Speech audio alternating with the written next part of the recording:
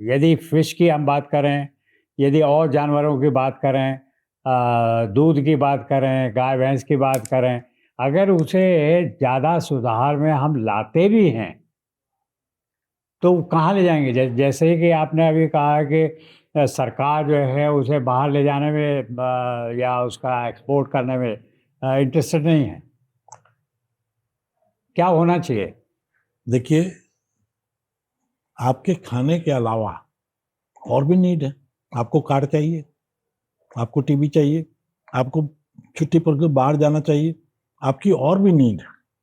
आपकी और नीड के लिए आपको जितना आपको खा रहे हैं वो तो इकोनॉमी में आता नहीं, तो आप ज़्यादा प्रोड्यूस करिए, उसको बेच करके बाकी नीड अपने कंप्लीट करिए।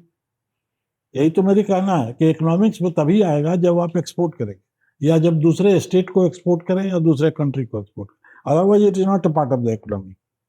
और ये मैं जो कह रहा हूँ कि पर कैपिटा इनकम का पार्ट तभी होगा कि जब अपने नीड से बाहर निकले। यदि अपने नीड से है तो जानवर क्या है? जानवर जब जन्म लेता है तो आप खिलाते हैं क्या उसको? जानवर तो खुद ही खा लेता है। भगवान जी ने जितने चिड़िया है, चिड़िया को कभी खिलाते हैं क्या? लेकिन भगवान गाय जी ने भैंस को अगर आप ठीक से, या घोड़े को आप ठीक से घास नहीं देंगे, गाय भैंस का जो भोजन है उसको आप ठीक से नहीं देंगे, तो वो जो दूध है उसकी क्वांटिटी कम हो जाएगी। एक तो चीज, उसका तो कुछ इलाज आपको बताना पड़ेगा ना, समाधान बताना पड़ेगा। वो समाधान बताएंगे, पहले समझ तो लें जी समस्या क्या। जी। तो समस्या यही है कि हम अपनी इनकम नहीं बढ़ा रहे, हम अपनी कंजम्पशन के लायक बना रहे हैं। हमें यही करना है समस्या में। पहले ये कहिए कि ये जो आप अपने खाने के लिए प्रोड्यूस कर रहे हैं, जैसे अंग्रेजों में हमने बताया ना कि अंग्रेजों ने क्या किया कि वो चीज प्रोड्यूस किया जो अंग्रेजी फैक्ट्री में जरूरत है। मैंने लास्ट में बताया, उनको शुगर चाहिए, शुगर केन खरीदना शुरू किया उन्होंने। उनको कॉटन चाहिए तो कॉटन खरीदना शुरू किया, तो कॉटन का प्रोडक्शन शुरू हुआ। वो चावल, दाल, गेहूं के प्रोडक्शन पर कोई ध्यान नहीं दिया उन्होंने,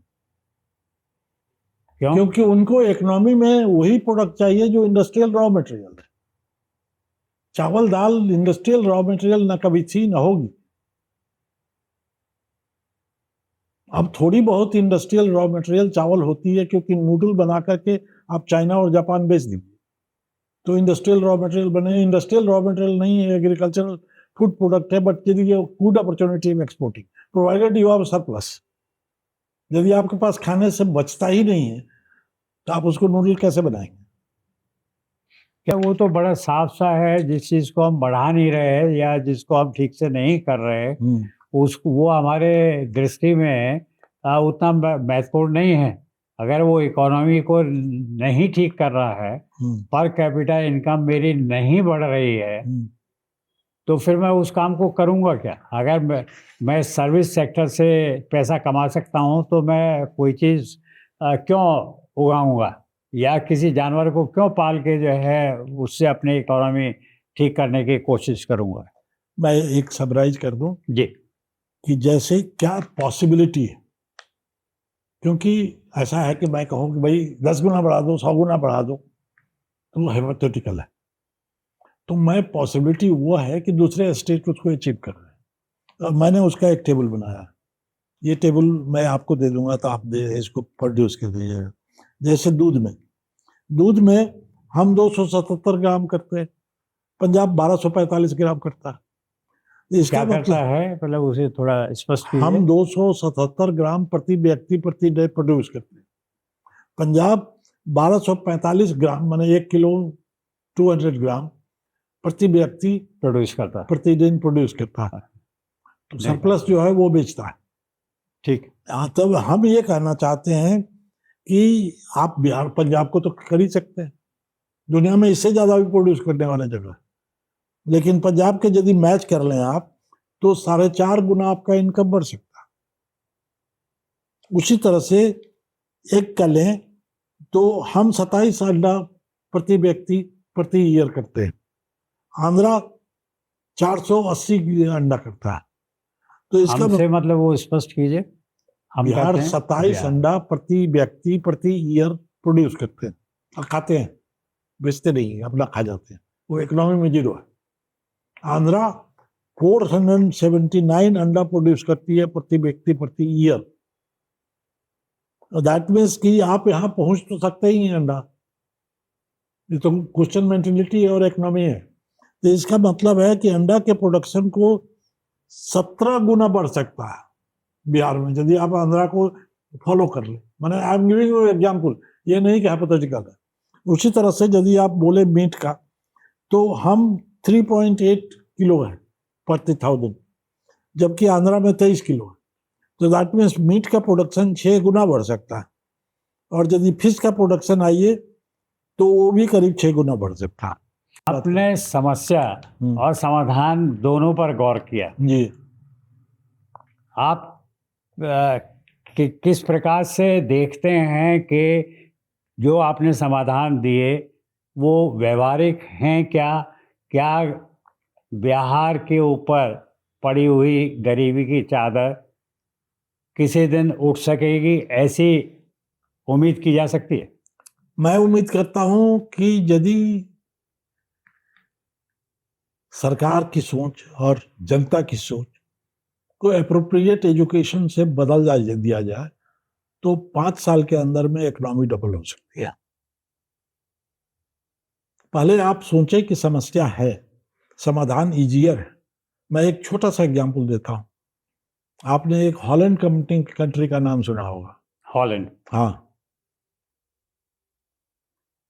हॉलैंड समुद्र के लेवल से नीचे है, और पूरा हॉलैंड को एम्बैंकमेंट बनाया हुआ है कि समुद्र का पानी जमीन पर नहीं आ जाए। लेकिन समुद्र के पानी एम्बैंकमेंट बनने के बाद भी सीपेज से आ जाती है। सीपेज से जो पानी आ जाती है, उस पानी को निकालने के लिए उन्होंने कनाल सिस्टम बना रखा, और वो कनाल सिस्टम में सीपेज से पानी आ गया।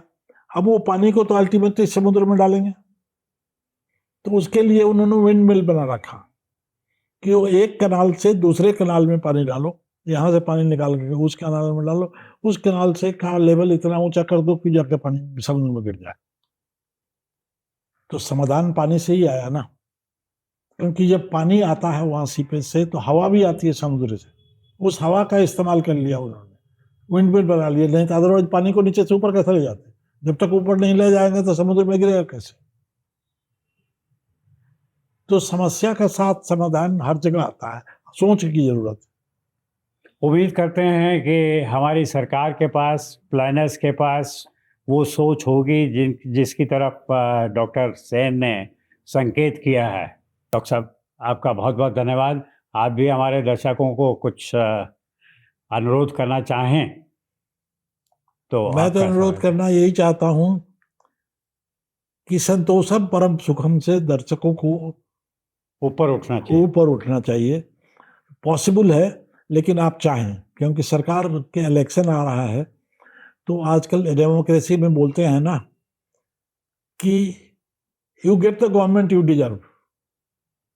उसको जैसे सरकार चाहे, जैसे आप हैं, हाँ, वैसी आपको सरकार चाहिएगा वैसा ही सरकार आएगा। हाँ। जैसा जो आप डिजर्व करेंगे उसी टाइप का सरकार आएगा। तो डिपेंड करता है कि आप क्या चाहते हैं और क्या डिजर्व करते हैं। क्या आप आगे बढ़ना चाहते हैं? हाँ। या जहां पर हैं उसी में संतोष है आपको? हाँ। या कर्म करके फल की इच्छा नहीं चाहते? क्योंकि फल प्राप्त करना जो है वो आपके लिए एक इंजन का, एक फ्यूल का काम करता है, आपको आगे बढ़ाने का काम करता है, प्रगति का काम करता है।